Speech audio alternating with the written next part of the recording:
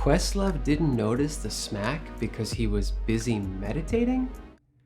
Whoa, what the f is meditation doing to people?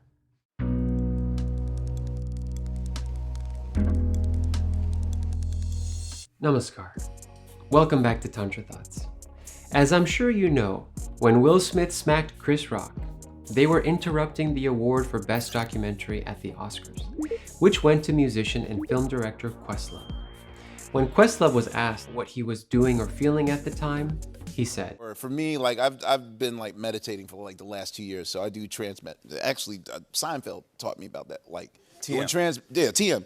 And you know, a minute when the commercial break was happening, I was just in my. Yeah. So when I opened my eyes, I didn't realize like, why is everyone so quiet? Like I literally was not present for that whole entire moment. Now, I can totally understand that Questlove was excited or anxious about getting his award, and he decided to do some meditation to help him during his big moment.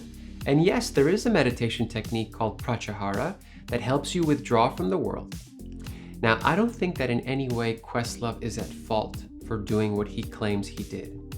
However, I would like to say something in the name of meditation, because the whole world has paid attention to this moment, including the fact that Questlove got caught up in the middle of it and meditation was mentioned. If people hear that Questlove was meditating at the time, and on top of that did some awkward things while getting the award, what will they assume meditation is about? So here's Questlove hugging Will Smith on his way to get the award, which looks weird because Will Smith just assaulted somebody. All this love Questlove is showing Will makes everybody have more sympathy for Will, and less for Chris, because later Questlove doesn't show any apparent consolation to Chris Rock, who was the one that was humiliated in front of the whole world. He doesn't even shake Chris Rock's hand. And at the end, see how Questlove walks side by side with Chris, not showing any apparent solidarity for him, and Chris is visibly still shaken by everything. I'm not saying Questlove did any of this on purpose. Who knows how nervous or overwhelmed he was, but these are not the traits of someone who meditates. Yes, yogis make mistakes all the time, but if meditation is working in your life, it should actually be helping you pay more loving attention to the struggles of people and the world, not remove yourself from them. It's sad that of all people, Chris Rock was attacked, who I believe is a beloved elder in the world of comedy, and highly revered for making powerful social commentary on race, class, and using his platform to make people question the power structure. Questlove's behavior in meditation getting caught up in the middle of all this, to me, has reinforced the stereotype that meditation somehow removes you from the world and any responsibility to it. Some meditators even believe that the world is an illusion, so they could care less about trying to help make the world a better place. Meditation, though, should never blind you from the realities of life. Tantric meditation, which is the kind that I teach here on this channel, does help you withdraw from the world, but then you come back and open your eyes.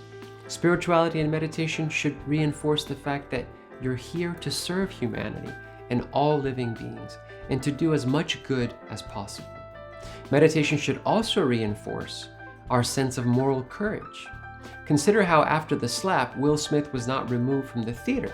He even won the Oscar, and he was given a standing ovation. There was no moral voice to speak up for Chris in that moment, and Questlove's indifference on camera played a part in that injustice. Now, I'd like to say a few words about Jada and Will. They were both obviously hurt and offended by Chris's joke, especially Jada, as the clip shows. Nobody deserves to be publicly shamed or humiliated, especially not for one's looks, and definitely not as a result of suffering from a disease. However, Will Smith smacking Chris Rock was a bad decision. I'm not here to throw more judgment at Will Smith. Many commentators are already calling him crazy and all sorts of names. The trouble is that when we label people as bad or crazy, we are denying the reality that they are a human being first, who have simply made a bad decision. Will Smith is not crazy, he just did a crazy thing. Instead, many people are humiliating him, calling him insane, a threat to comedians. In doing that, we're just setting up the circumstances for something like this to happen again. Don't be surprised if Will Smith smacks somebody else. What would you expect him to do if he shunned rather than lovingly made to see his mistake and kindly be integrated back into society? In this scenario, we would all benefit from seeing Will Smith as a character in a Greek tragedy, where there's a villain, but the villain is actually a good person. They just have flaws.